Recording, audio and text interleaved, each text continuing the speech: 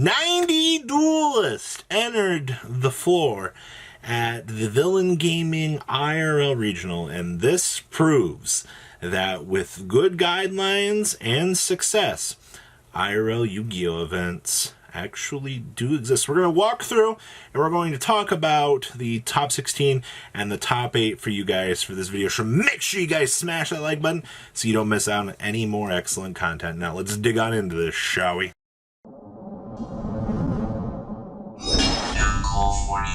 Alright, so we're not going to do a breakdown for this. We're just going to walk through the decks here. We got 9 decks for you guys to cover today, from Rogue to your more meta-esque feel. So the first list we're going to be looking at here from this event is Carter Wick's top 16 list. Now, this is standard Eldritch control, but it's 40 cards, actually. I've seen earlier list we were trying to do some real crazy stuff with this, but we got triple border, which is going to allow us to control the matchup. We got triple rivalry, which means we're going to floodgate our opponent out, and we're tacking in the one Ariel in the side deck here for access to a Shaddoll package. I've been hearing a lot of players trying to do cool little crazy things like this. Ariel's been gaining a lot of play actually in Shaddoll variants, and I'm not exactly sure, in Eldritch variants, but it's interesting to see that this is where we're going right now. Also, the synergy to return the 3 banished cards is actually really cool. So let's give it up for Carter Wicks actually finding a cool little use for the Shaddoll engine in his build. Now, next up, we have Cody Edwards' top 16 list. Now, unfortunately, I can't spice this up too much for you guys here and be like, oh my gosh, like, yes, it is another Eldritch variant. Now, this one's playing 2 copies of Golden Lord. It's going to edge out a little bit more of your standardness. And we're actually playing Red Eyes Insight in here, which is actually kind of interesting. I know a lot of variants are pretty much straying away from trying to play the Insight package. But this one, by playing the Red Eyes Insight, I obviously can extend back the Red Eyes later on in, a possible turn. Also, we are playing the triple copies of the new little angel statue. That way, when you deploy a trap monster or something, you can interact with the opponent. And we're also playing the Golden Land trap card to negate. So, that is very interesting. Our third Golden Lord decided double Vertain the extra deck so we can Dragoon our opponent. A lot of the extra additional choices here for this particular build are very interesting. That is actually cool. Getting full use of the interactive power through the new angel statue, the Red Eyes Insight package, and no hand traps in the main deck. What an absolute monster for a list. I like this a lot. This is pretty freaking cool. All right, next up, we have Lurion Harris? I apologize for her name. So this is going to be your warrior package, as we like to call it here. Full Infernoble Knights, actually. This was the only Infernoble list out of this tournament. Actually, even making top 16. I think this is the first time I've seen Infernoble Knights do anything all format, actually. Actually, I take that back. They had a couple of lists back here. So we have the one Crusadia for the extender. We have the standard Twinkle Moss engine to interact through the opponent's turn. Standard triple quantum red layer. Main deck looks very standard for pretty much what we were heading on. We still have access to the full Rorodon combo here as well by interacting still with our friend Mr. Tetherwolf. Extra deck here, I see we're using the Shooting Riser Dragon. Actually, that's kind of interesting. Cloud Castle to revive, and guess what? We're still making True King of All Calamities. Isn't that absolutely toxic? Oh man, I wish I could be more exciting and be like, yeah, we're still a True King of All Calamities deck. We're probably the worst variant because everything Virtual World does, they can just do better. So for top 16, that's probably your most rogue deck. Now, for top 8, all of top 8 split, I believe it was, what, a $1,000 pool that was available to the players, split across, that's what, $125 per person. That's perfectly understandable. So for this list, this is Tony Mara's top 8 list. Now, the first thing I want to say here is, we also have the Ariel here for you guys. Once again, we just saw that in the top 16 list. It was in the side deck, but now we're exploring that option in this. Now, keep in mind, This build is going to be more geared towards capitalizing on the Shaddoll package. Sinister Shadow Games is a very interesting card. And we also have the Magicalized Fusion in this bad boy, so that we can further interrupt the opponent and get extra Dragoon fodder onto the field.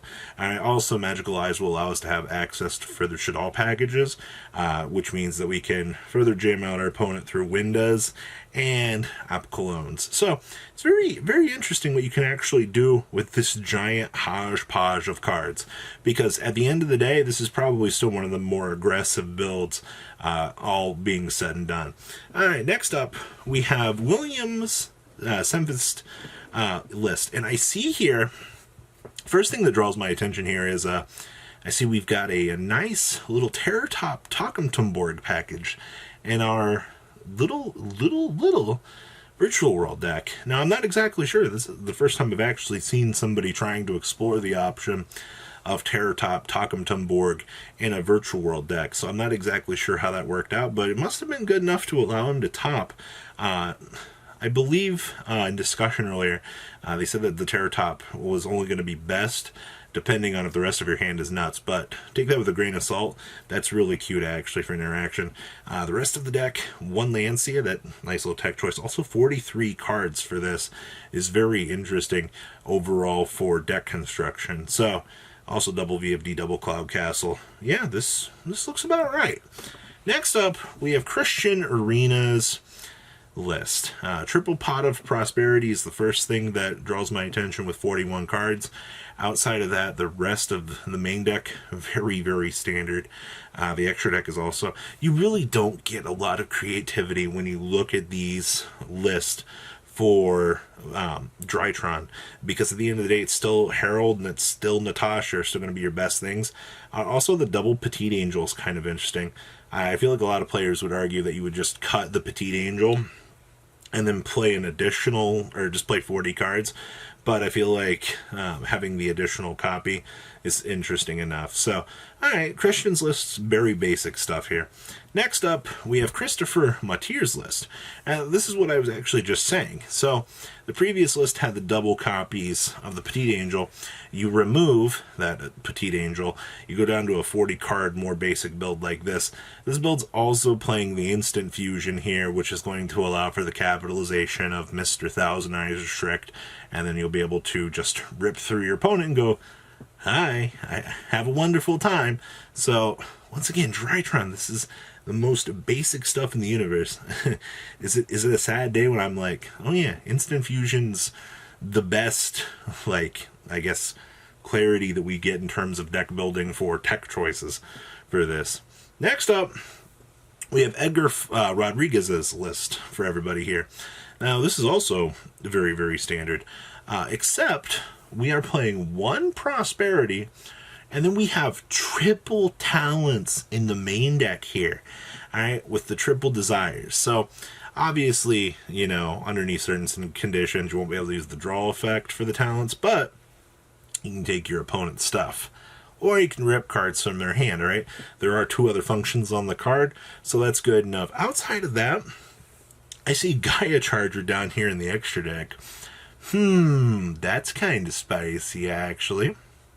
Outside of that, 40 cards, a little bit more basic for what I'm used to. The One Foolish Burial Goods feels a little bit out of place in the deck, but alright. We'll take our nice little tech choices where we get them. Alright, next up is Tommy Williams' list. This is double Foolish Burial Goods. I see we have no talents in the main deck, unlike the predecessor here.